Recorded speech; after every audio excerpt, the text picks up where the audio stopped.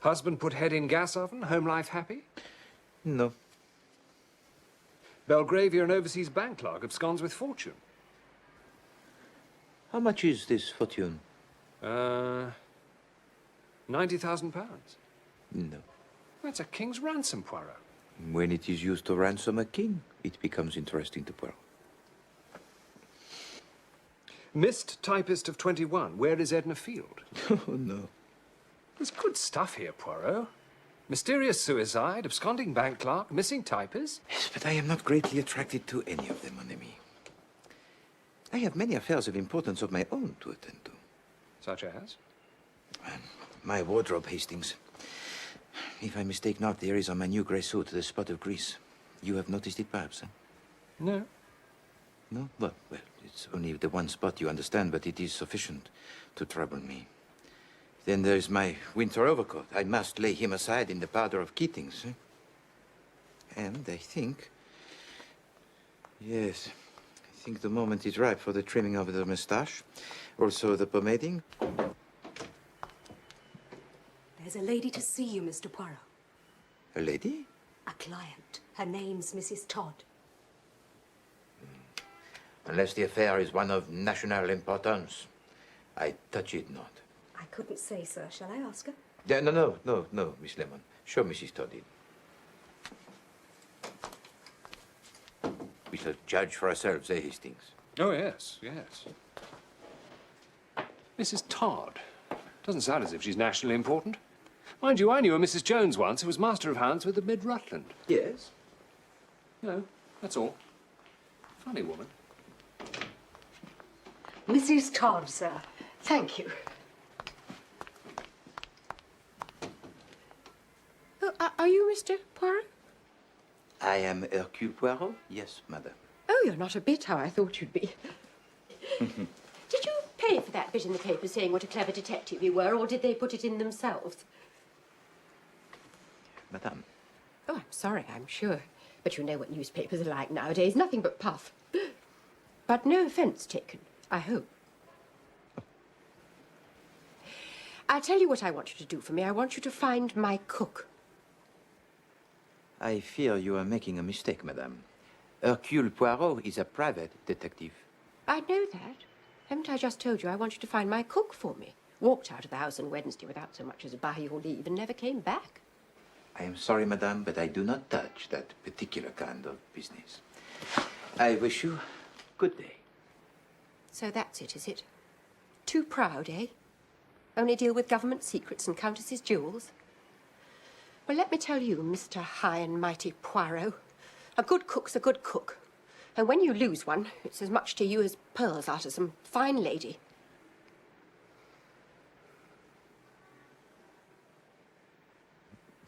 Madame, you are in the right and I am in the wrong. Your remarks are just and intelligent. This case will be a novelty, Hastings. Never before have we hunted a missing domestique. Truly, here is the problem of national importance. En avant. Where do you reside, Mrs. Todd? 88 Prince Albert Road, Clapham.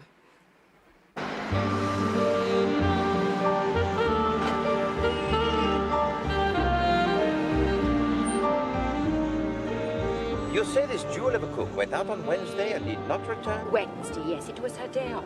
The day before yesterday. Has it occurred to you, madame, that she might have met with some accident?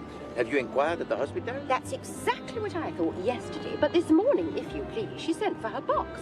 What box? Her box. Her trunk. Luggage. Oh, I see. Will you describe her to me, madame? Oh, she's most respectable. 10 years in her last place. Middle-aged, grey-haired, thin. And her name? Dunn. Eliza Dunn. This is Clapham. There's the common.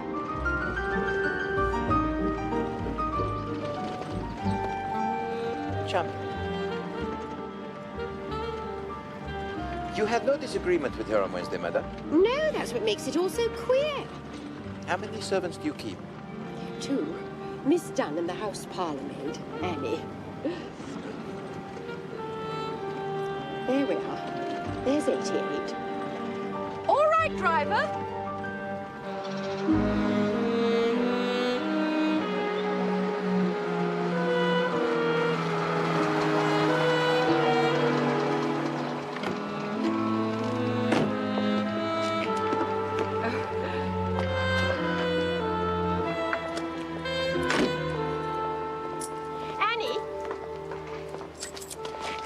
Please, my friend, promise me one thing.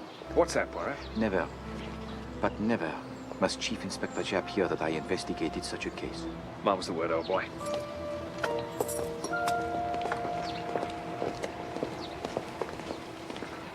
Now, Annie, this gentleman's a detective. He wants to ask you a few questions. Here we are, sir. Voyons, Mademoiselle Annie. Sit yourself. Thank you, sir. All that you shall tell us will be of the greatest importance, Annie.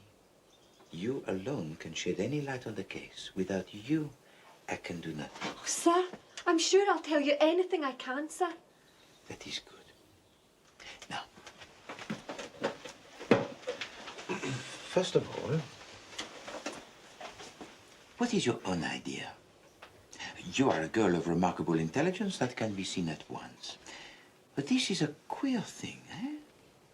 What is your own explanation of Eliza's disappearance? White slavers, sir. I've said so all along, sir.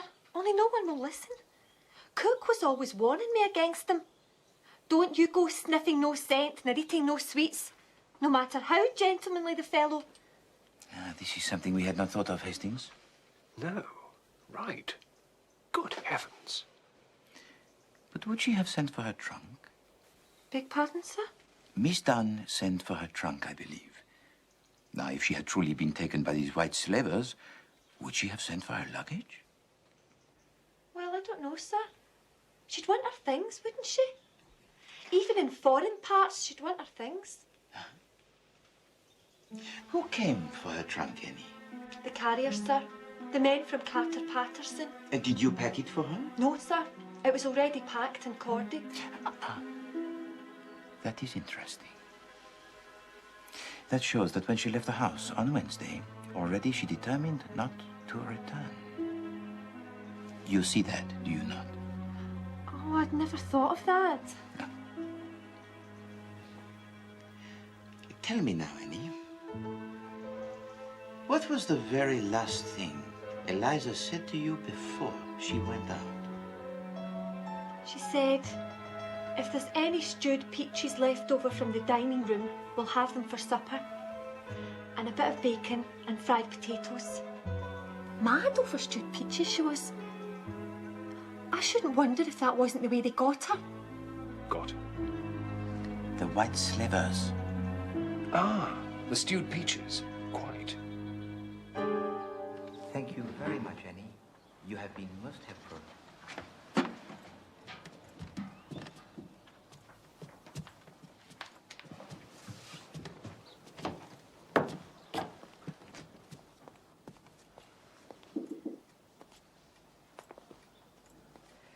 Was she saying things about me?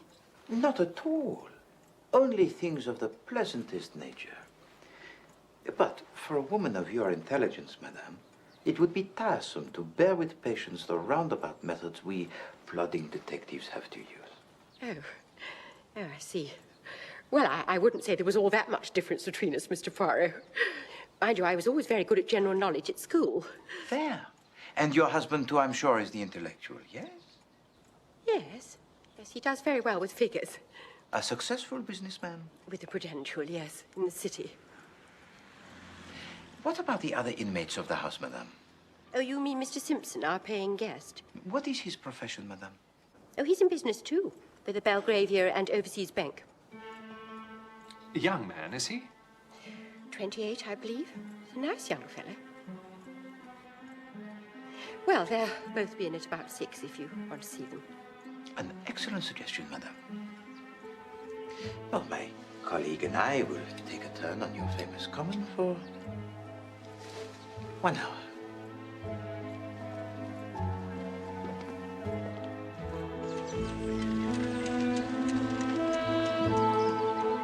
It's a curious coincidence that the paying guest Simpson works in the same bank as the absconding clerk.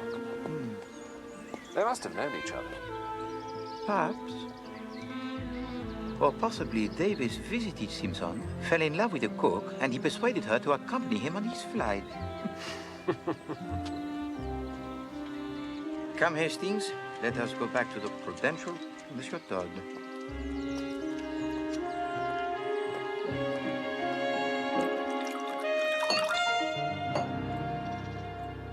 I've heard of you, Mr. Poirot, haven't I? It's possible, Monsieur Todd. Oh, yes.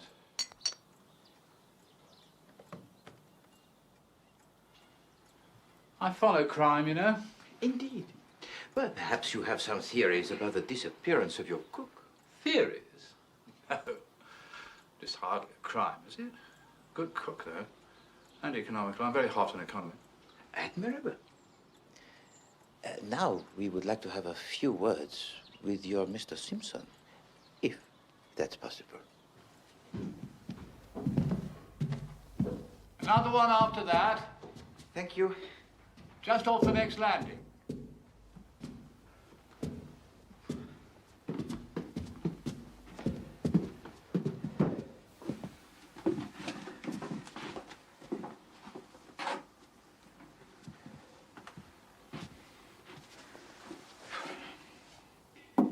Mr. Simpson?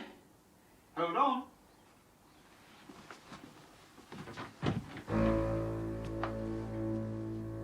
Yes. Mr. Simpson, my name is Poirot. Hercule Poirot. Oh, yes. May we have a moment of your so valuable time? Certainly. Come in. Thank you.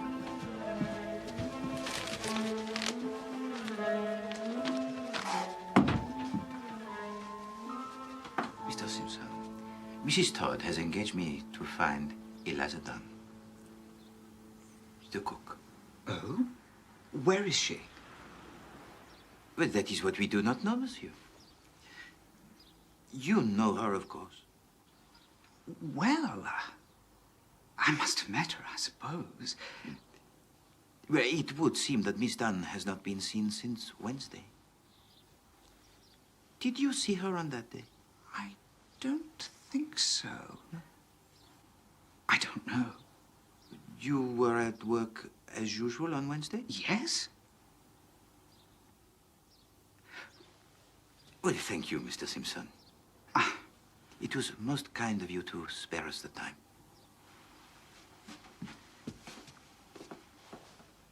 Tell me, Mr. Simpson, what does a young fellow find to do around here of an evening, huh? Oh, the usual things, you know. Oh, but musical evenings, amateur theatricals, that kind of thing? Yes, I suppose so. But you do not interest yourself, Afraid not. No. Thank you.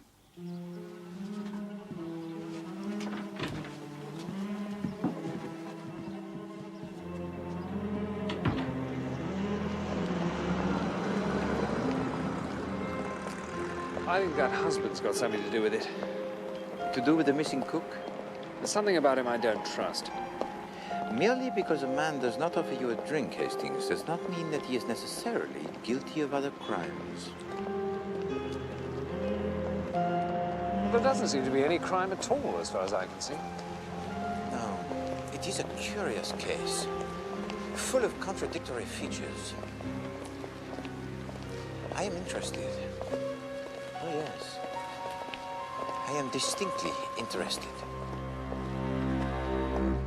What? What? How does she dare? What is it?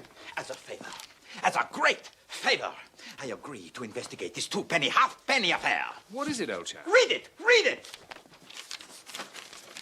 Mr. Todd regrets that after all his wife will not avail herself of Mr. Poirot's services. Yeah. After talking the matter over with me, she sees that it is foolish to call in a detective about a purely domestic affair. Yeah.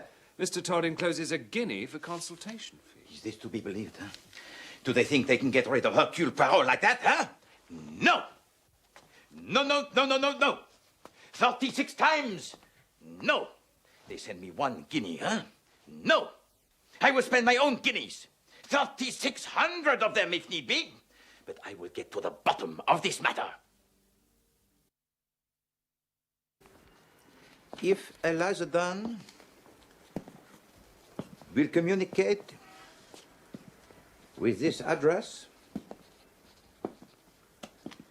She will hear something to her profit. Advantage. Yes? Yes. Good.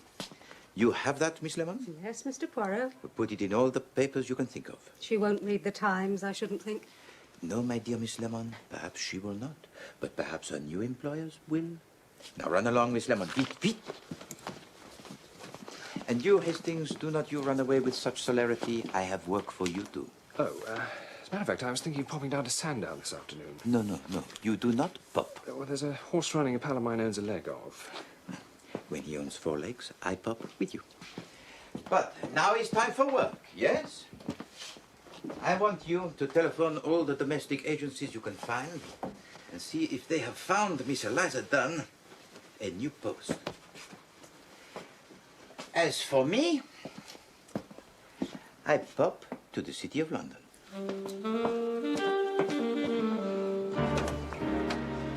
And Mr. Simpson was at work as usual on Wednesday? Oh, yes, Mr. Simpson is an excellent timekeeper.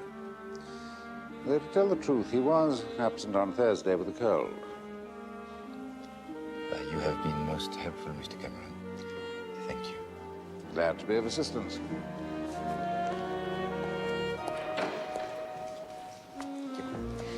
It is an unfortunate occurrence, this business of Davis absconding. Oh, you read about that, did you? Well, one could scarcely miss it. Well, the newspapers love scandals about banks.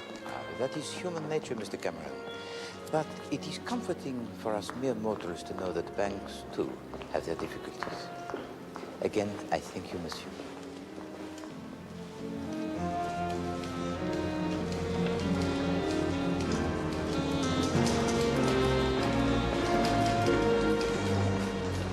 Chief Inspector Jack, I wonder if I might ask you a few questions. You and Davis are friends, I believe, Mr. Simpson. That's right. I can't believe this of him. There must be some mistake. If I told you, sir, the number of times I've heard that said. If you had to hazard a conjecture, Mr. Simpson, as to where Davis might go if he wanted to hide, where would you say? I don't know. He was fond of Broadstairs. Yes, I was thinking of somewhere a little more exotic than that, sir.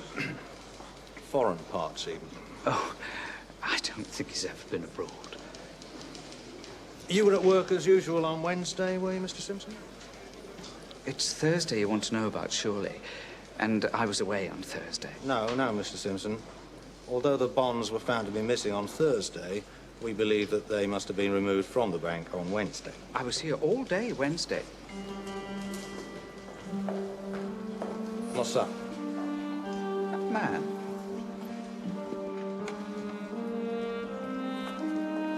What about it? He was at my diggings yesterday. Was he, by George?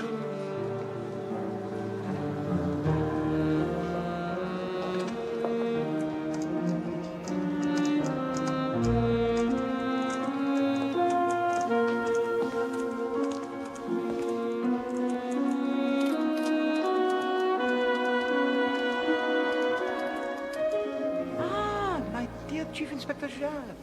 After the reward, eh, Poirot? Oh, no. No, I am engaged on quite a different case. And what would this different case be, then? Well, now, there is such a thing as client confidentiality, Chief Inspector. Let me just say that this case I am engaged on is of national importance. Well, I'm glad to hear it, Poirot. Someone was trying to tell me you'd gone into the missing domestics business. No, I said. Not Poirot, I said. Hard times or not, he wouldn't fall that far.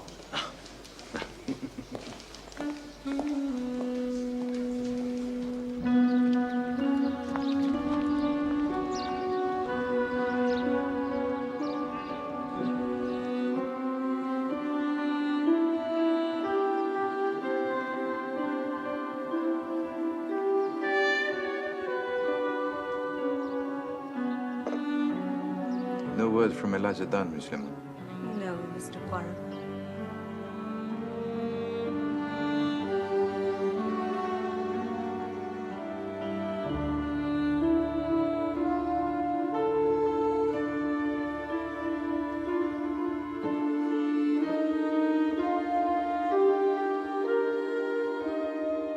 Another letter from the Duchess of Wrexham. No, no, no. She sounds desperate. No.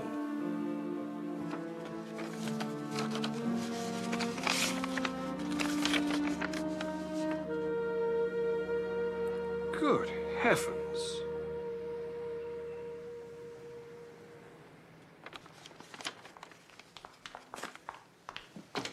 Mr. Poirot, Mr. Poirot. Yes, Miss Lemon, yes. There's a letter, sir. A letter from Eliza Dunn. There! Did I not tell you, Hastings? And you tried to waste Poirot's time with the duchesses. Well, I only thought... You must learn, my friend, the patience. Read it to us, Miss Lemon. Dear sir or madam, ref your ad in the paper. I already got my legacy, if there's some mistake. Yours truly, Eliza Dunn, miss. P.S. Thanks all the same for your trouble. What does she mean, legacy? We must talk to this woman at Fell Cottage, Amdale, Keswick. Keswick? That's Keswick, Mr. Poirot, in the Lake District. Ah, are there trains to this place? Oh, yes. Bon. Come, Hastings. We have a train to catch. But...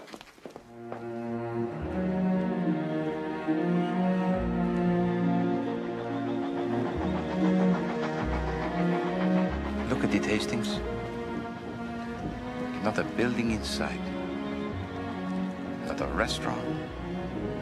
Not a theater. Not an art gallery. A wasteland. I thought you liked the country. But this is not the country, my friend.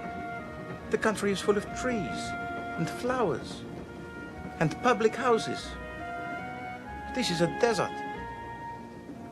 I don't know why we've come all this way anyway. You found the cook. Huh. The cook is but the beginning of the story, Hastings. We're on to bigger things.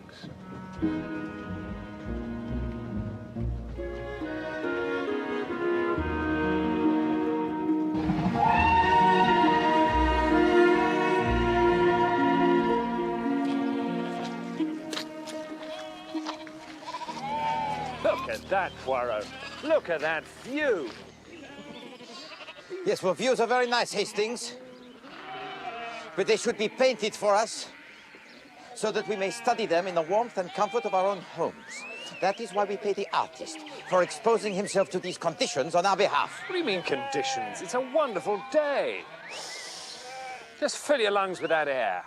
No, my poor friend. This sort of air is intended for birds and little furry things. The lungs of Hercule Poirot demand something more substantial. The good air of the town. Fell Cottage, I perceive.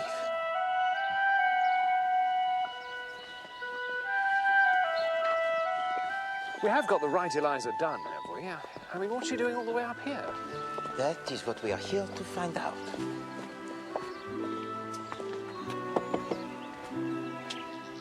Wonderful position.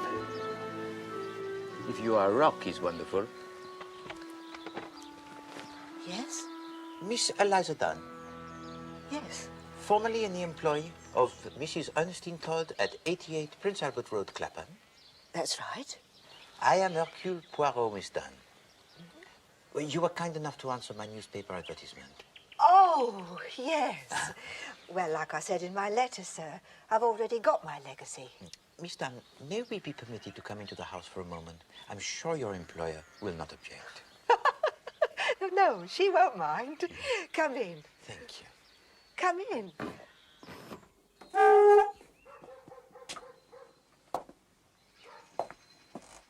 The reason I laughed, sir, I'm sorry, is I don't have no employer, see? This is my house. Oh, Miss Dunn, forgive me. That's all right, sir. You wasn't to know. This is part of my legacy, see? Oh, sit down, do. Thank you.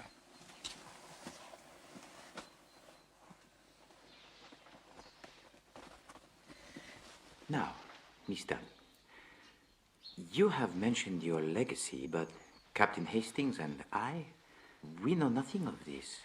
What was the ad then? Your late mistress, Mrs. Todd, was much concerned about you. She feared some accident might have befallen you. But didn't she get my letter? No, she got no letter. She got no word of any kind. Oh, dear, sir. I gave the letter to Mr. Crotchet. I said most particular he was to give it to Mrs. Todd. Oh, dear. Well, perhaps you would recount to Captain Hastings and me the whole story? Well, Wednesdays is my day out. And it was last Wednesday that it all started, like. The stone which the builders rejected, the same is become the head of the corner. I'd been over to see my friend in Oxton and I was on my way home when a gentleman stopped me. He said he'd been asking for me at number 88. Then he told me some story about an old friend of my grandmother's in Australia leaving me a house and some money in her will. Well, I didn't believe him at first. And then he showed me this letter. It will be the stone which the builders have rejected. Who was these lawyers? Hurst and Crotchet, 127 Wentworth Way, Melbourne. Well, one of them is right here, Miss Dan. Benjamin Crotchet, attorney at law. I hope that allays your very understandable fears. Oh, yes, indeed, sir. I didn't mean to doubt you. Now, Miss Dan, to business. I do have to tell you that the house is in Chiswick. Ah, that's just over by Acton, isn't it, sir? No, Miss Dan, it's in the north of England, near Carlisle. Oh, my good God. But before we confront that particular difficulty, there is one other stipulation that we should get out of the way. And whatever's that, sir? Well, it's of no importance as it doesn't apply in this case, thank heaven. It's just a stipulation that you should not be in domestic service. Oh. Whatever's the matter, Miss Dunn? I'm a cook, sir. Didn't they tell you at the house? My dear Miss Dunn, I had no idea. This is very unfortunate. Will I have to lose the money, sir? And the house, sir? Sounds ever so nice.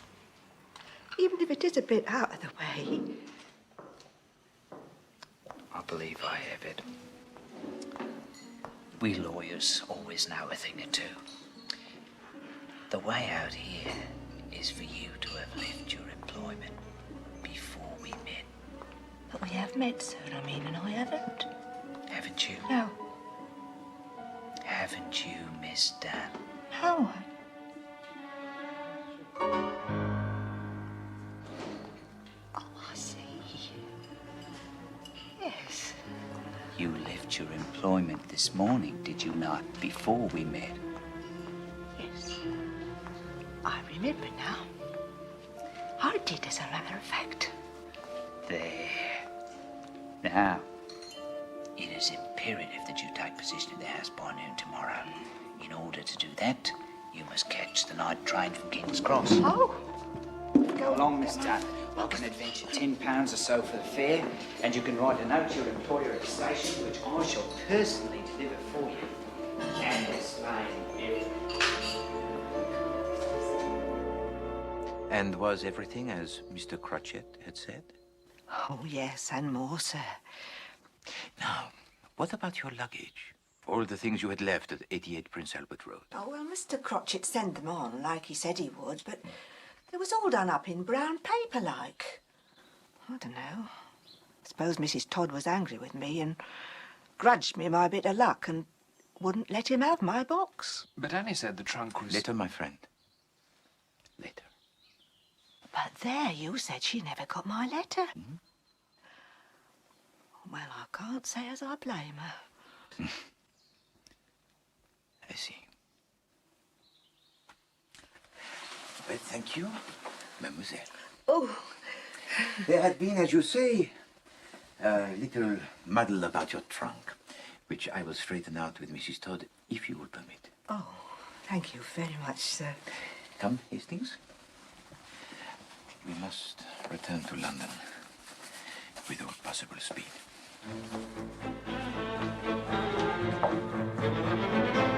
Is there nowhere you can contact the Chief Inspector Japp? Then telephone him at his home. Yes, of the greatest urgency. tell him he should not be looking for Davis. He should be looking for Simpson. No, not Davis, but Simpson!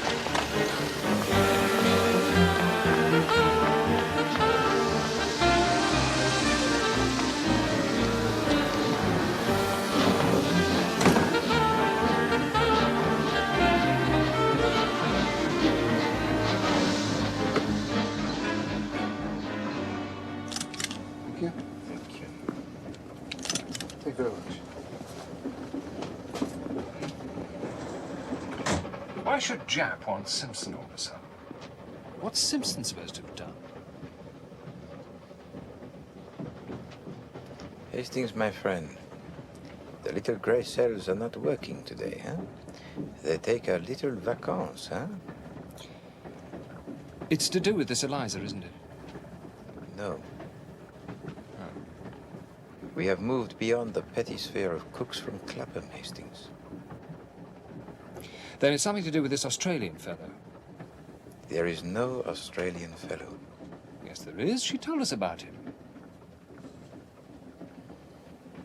Do you remember when we interviewed Simpson? Interviewed Simpson? No. In his little room at the house in Clapham. Oh, right, the lodger, yes.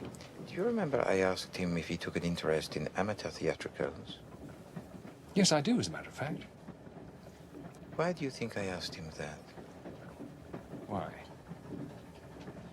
Well, making conversation, I suppose. I asked him that because he had recently been wearing a false beard. He had a tiny trace of gum arabic in his, what do you call it here? Sideburn. Sideburn, yes. Do you see? Oh, right, yes. Bon.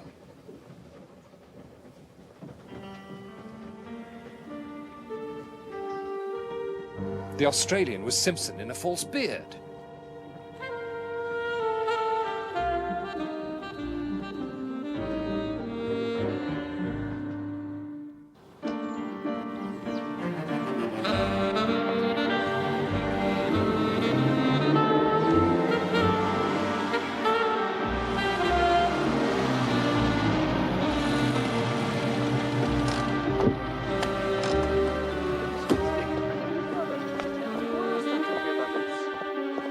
Hey!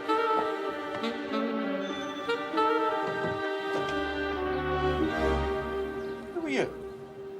I am Hercule Poirot. Who are you? Sarge, there's some French gent at the door. No. I am not some French gent. I am some Belgian gent. Well, and if it isn't Mr. Poirot? It is. Is the lady of the house in? The Chief Inspector's here. Mr. Poirot! Ah, Mrs. Todd, good I don't morning. know how you have the impertinence to show your face here again. But, Mrs. Todd... You were paid off, Mr. Poirot. You were paid off handsomely. Well... And then look at this. We've got policemen crawling all over the house. You're not too popular in Clapham this morning, Poirot. Bit of a wild goose chase, this. As far as we can ascertain, this Mr. Simpson of yours is a perfectly respectable young bank employee who happens to have gone home to his family. We have the Shropshire Constabulary checking that at the moment. I only wanted to ask... No. Well, perhaps you'd be interested to know... No, I wouldn't. Good day, Mr. Poirot. Poirot?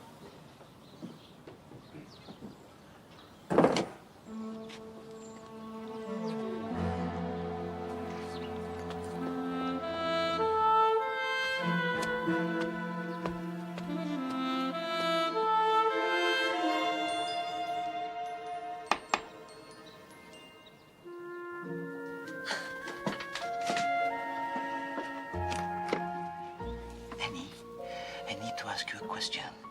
Can you help me? I'll try, sir.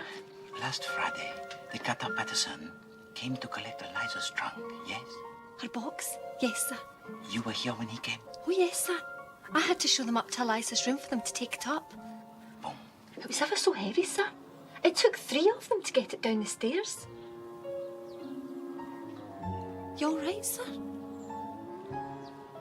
Of course. Tell me, Annie, you said her box was already packed. Oh, yes, sir. Packed, locked and corded.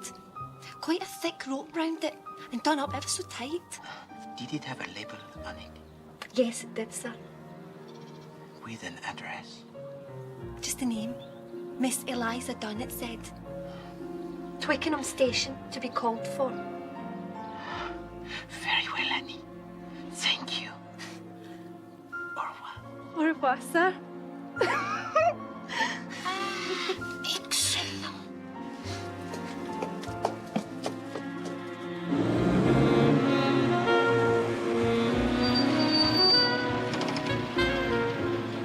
Then why would Crotchet want to perpetrate such an elaborate hoax? Ah, that is a very good question, Hastings. But Eliza Dunn has got her house. I shall be surprised if she finds she has more than a 6 months lease. So what did Crotchet want? Crotchet? Well, Simpson then, pretending to be Crotchet. He wanted something that Eliza Dunn had. Money, the Australian legacy. He wanted a battered old tin trunk. Her trunk? There's nothing in it. But he could buy a trunk. No, but he did not want a new trunk, mon ami. He wanted a trunk of pedigree. A trunk of assured respectability. Now, look here, Poirot. What would Simpson want an old trunk for? To put the body in, of course.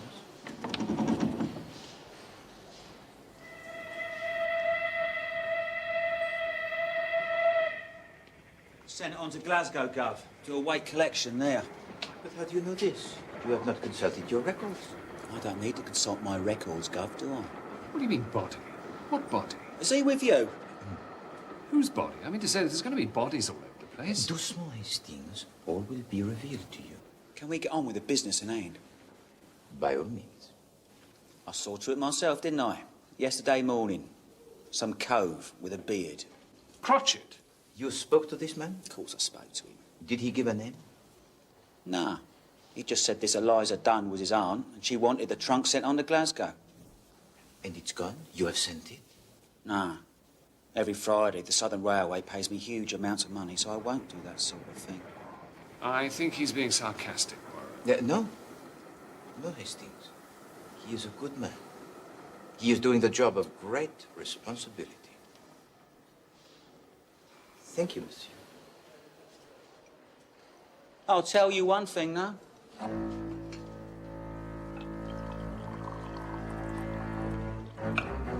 And what is that, monsieur? You looking for this bloke or something? Well, of course we're looking for him. I'm talking to the engineer, not the oil rag. Now, look here! No, Hastings. What is this one thing you will tell us, monsieur? All right. I'll tell you. I'll tell you where he is. There. Go on. Well, at least where I think he is. Ah, a bit less sure now. I bet he is. I bet he's where I say. And where do you say? Bolivia. There. Bolivia? That's in South America. And what is it that makes you think he is in Bolivia? Well, going there, at least, on his way, like. He has to pay for this trunk to be sent on to Glasgow, see? I see. He takes out a wad of notes. Cool, choke a cart horse, it would.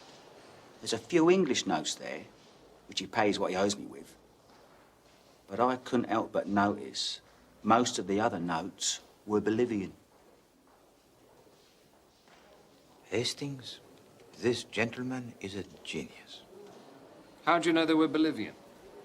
Well, one tiny little thing was, they had Bolivia written all over them, didn't they?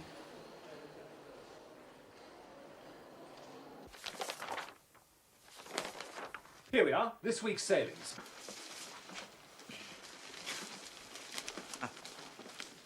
Nothing for Bolivia today. Bolivia is a landlocked country, Hastings. Ah, that explains it then. One sails to Buenos Aires and goes by train from there. What lovely names they all have. Queen of Heaven sailing for Caracas. Thank you, Miss Lemon. Can we stick to Buenos Aires, please? Ah, here we are. The SS Novonia from Southampton at 1 a.m. Well, let's go then. Are we looking for Simpson or the trunk? Simpson, of course. The trunk is in Glasgow. But first, Scotland Yard.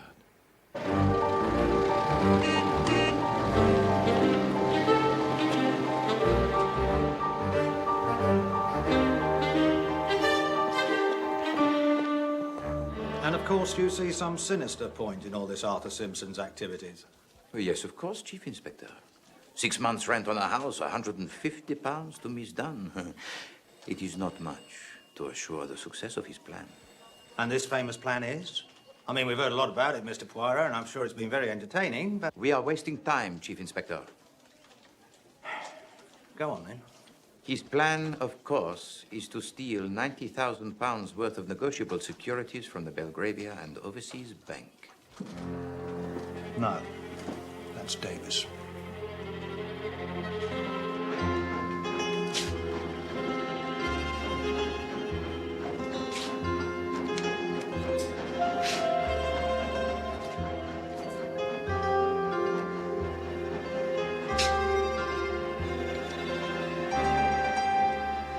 Here it is, Sergeant. Chief Inspector Japp speaking. Oh, yes, Sergeant. Good. Good. It's Glasgow. They found the trunk. And? What do you mean, and? Have they opened it? Sergeant Henry, have you opened the trunk? Ah, yes, I see. Apparently they need a warrant up there. Mon Dieu. There is a body in that trunk. A body. Look, Sergeant, there seems to be the possibility there's a body in that trunk. Yes, a dead body. You will? Right, thank you. He thinks that may expedite matters. He's going to ring me back. Now then, what body? Whose body? Davis, of course. This is nonsense, Poirot. Davis stole those securities from the bank. Davis is the one who disappeared the day after. Precisely. You think what Simpson wanted you to think. Listen, Chief Inspector. On Wednesday, Simpson, disguised, decoys away the cook. Now, he has already removed the securities from the bank, but knows that this will not be discovered until Thursday afternoon. He does not go to the bank on Thursday. Instead, he lies in wait for Davis when he comes out to lunch and asks him to come to Clapham with him. Now, it is the maid's day out. Mrs. Todd is at the shops. There is no one in the house. Simpson kills Davis.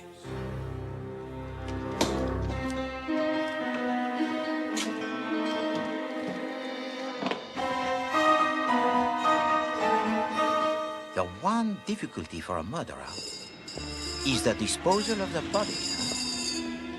And that is why Simpson wanted the trunk of Miss Eliza Dunn.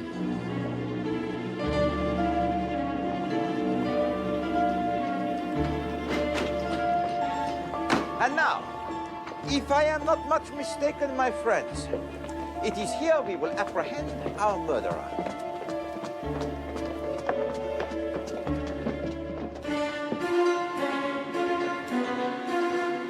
Have I got something wrong, Chief Inspector? No, no, Poirot. Can't be right every time.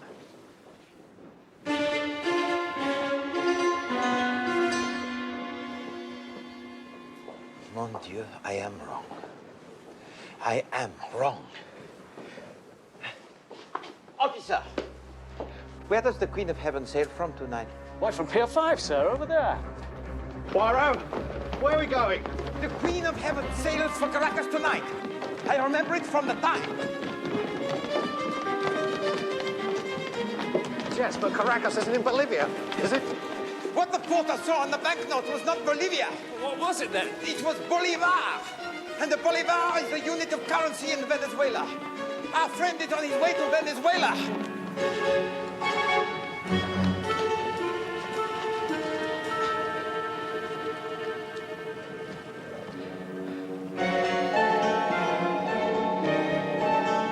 Simpson!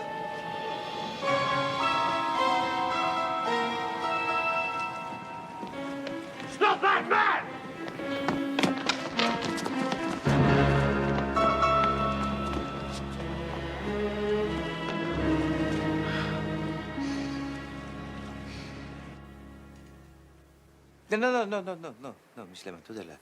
At least 1 centimeter to the left. That's better.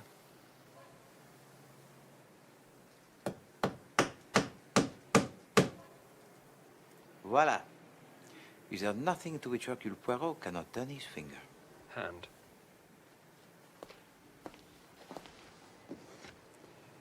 Pay to Hercule Poirot the sum of 1 guinea only, Ernest Todd.